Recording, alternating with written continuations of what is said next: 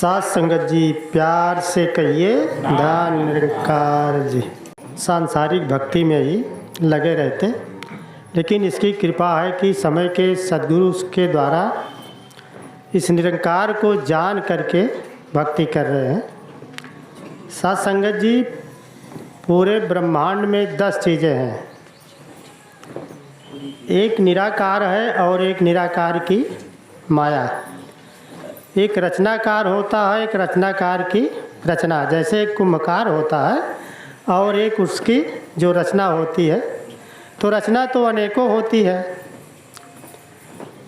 आपने देखा है कुंभकार कितने बर्तन करता है, खिलौने से लेकर के, लेकिन कुंभकार एक होता है बनाने वाला। तो रचनाकार निराकार एक है और इसकी माया 9 है। और आपको जब ब्रह्म ज्ञान दे दिया गया था तो पहले प्रकृति को दिखाया गया। नील गगन में देखो प्राणी, सूरज चाँद सितारे हैं। अस्थाई है चमक दमक, मिट जाने ये सारे हैं। नीचे धरती अग्नि जल है, इन सब का विस्तार बड़ा। नासवान इनको भी जानो, नश्वर या संसार खड़ा। मध्य जीव, आकाश और वायु, इन तीनों का सूक्ष्म रूप। अस्थिर इनको भी जानो, चढ़ती छाया ढलती धूप। ये 9 वस्तु जो दृश्यमान है, इसको कहते माया है। ये माया है। 10वां ब्रह्म है, इनसे न्यारा इनके बीच समाया है। ये सब माया मिट जाएगी। बाकी जो है अपरंपार जो ज्ञान मिला है आपको, कहे अवतार यही सब कुछ है, इसी को कहते हैं निरंकार। कहे अवतार यही सब कुछ है, इसी को कहते हैं भगवान। यानी यही निराकार जो अपरंपार है, जिसका कोई आदि और अंत नहीं है। तो माया 9 है। तो जो नवरात्रि है, रात्रि माने अंधेरा होता है, क्योंकि आपने कहा कि ये 9 वस्तु जो दृष्टिमान है, इसको कहते माया है ना। ये सब माया मिट जाएगी, ये माया समाप्त होने वाली है, इसीलिए इसे रात कहा गया है। और प्रकाश 10वां ब्रह्म है। तो निराकार की माया 9 है। तो 9 शक्तियाँ संसार के लोग मानते हैं, 9 देवी का रूप मानते हैं। लेकिन साथ संगत ये माया ही होती है। जो निरंकार के द्वारा रचा जाता है वो माया होती है।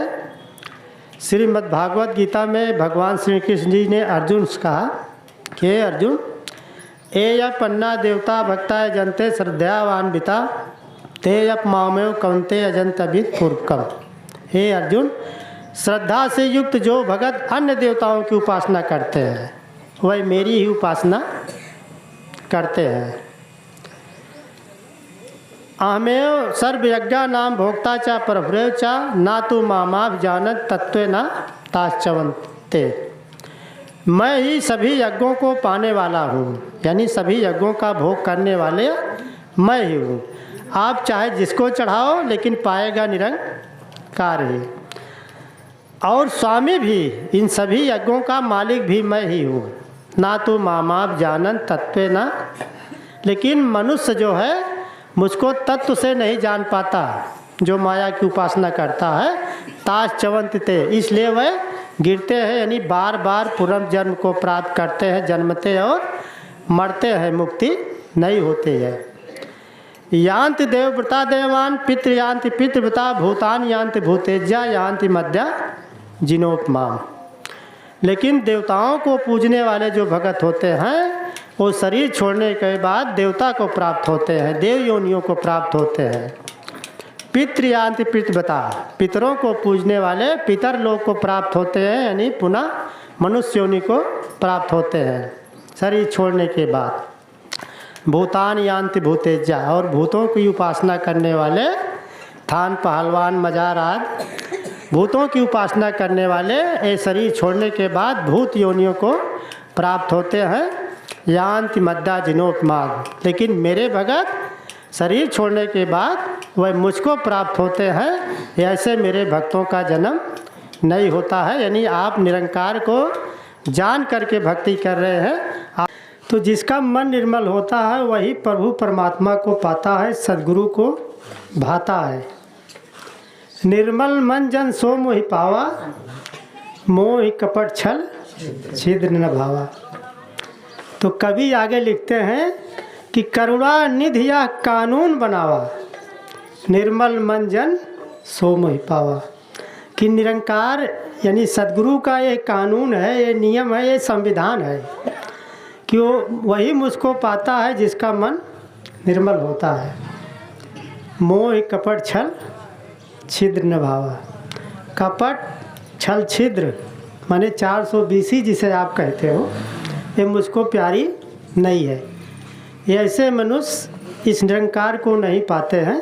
इसीलिए कहते हैं कामी क्रोधी लालची इनसे भगत न होय। कबीर साहब जी ने कहा कि जो कामी है, क्रोधी है और लोभी है, लालची, इनसे भक्ति नहीं होती। तो भक्ति होती किससे है? भगत करे कोई सूरमा जात वरण कुल खोय। वो सूरवीर भक्ति करता है जो जात वर्ण को सब सद्गुरु को दे देता है, वही भक्ति कर पाता है। तो आज सद्गुरु की कृपा इनके ऊपर बरसी है जो आज भक्ति में लीन है। तो राम भक्ति रूपी मणि इनके पास आ गई। राम भगत मन उर बस जाके, दुख लवलेश न सपने ताके। जिसके हृदय में राम भक्ति रूपी मणि विराजमान हो जाती है, उसके जीवन में स्वप्न में भी दुख नहीं आ सकता। चतुर शिरोमन ते जगमाही, जो मन हेत सुजतन कराए। वही चतुर है, वही होशियार है और वही सब में शिरोमणि है जो इस राम भक्ति रूपी मणि के लिए प्रयास करता है। संसार की वस्तुओं के लिए प्रयास नहीं करता है, सारी चिंताओं को सद्गुरु के चरणों में डाल देता है। अब मुझे किसी भी प्रकार की चिंता नहीं है, मैं बेफिक्र हो चुका हूँ। चिंता तो आपको करना है। जब मैं तन मन धन आपको दे दिया तो चिंता किसको करना है? भाई जो बच्चा छोटा रहता है तो चिंता कौन करता है? उसका मालिक पिता। खाने पीने कपड़े पहनने के लिए। तो आज सद्गुरु की कृपा है कि इनके ऊपर रहमत बरस रही है। श्री गुरु गीता में भगवान शंकर जी ने माता पिता पार्वती जी से कहा कि धन्या माता पिता धन्यो गोत्र धन्यम कुलोद्भवा, धन्या बसधा देव यत्र स्यात् गुरु भक्तिता। आप कहते हो प्यार से कहिए धन निरंकार जी, लेकिन निरंकार तो धन इसलिए है कि हम और आपको मानव जीवन दिया, नहीं तो 84 में भटक रहे थे। क्या गेहूँ तौले थे इसको? कबहू करी करना नर देही। कभी कृपा करके मानव जीवन दिया कि कर्जा दिए थे इसको? इसकी कृपा है, सद्गुरु कृपा है कि मानव जीवन दे दिया, इसीलिए ये धन्य है हमारे लिए। इसीलिए हम कहते हैं प्यार से कहिए धन निरंकार जी। और इसके बाद माता और पिता भी धन्य है जिन्होंने जन्म दिया। अगोत्र धन्यम कुलोद्भवा। वो गोत्र धन्य है, वो परिवार धन्य है। यत्र सात धन्या वसुधा देव। हे देवी वो पृथ्वी भी धन्य है जिस स्थान पर सात गुरु भक्तिता, जहाँ पर गुरु भगत रहता है। वो धरती भी अपने को धन्य मानती है। तो आज ये धरती भी अपने को धन्य मानती है कि आज हमारे पास हमारे ऊपर महात्मा का निवास है। नहीं तो आप कहानी पढ़ते हो, त्रेता युग में एक रावण था, श्रीलंका जिसे आप कहते हो, इस भूगोल में पढ़ते हो, तब लंका के नाम से मशहूर था। वो इतना बड़ा आतंकवादी था, मानव वो भी था। लेकिन श्री रामचरितमानस में महात्मा तुलसीदास जी ने लिखा है, जाके डर सुर असुर डराही, निस न नींद दिन अन्न न खाही। इतना आतंकवादी था वो कि जिसके डर से देवता और राक्षस दोनों हमेशा भयभीत रहते थे। अगर वो हाँ कहता तो हाँ ही कहते थे, ना नहीं कर सकते थे, नहीं तो रावण की तलवार चल जाती थी। और देवता तो भयभीत रहते थे, कंदराओं में जाकर छिपे रहते थे। लेकिन समय का सद्गुरु राम के रूप में अवतार लिया तो सबको गले लगाया, प्यार का संदेश दिया।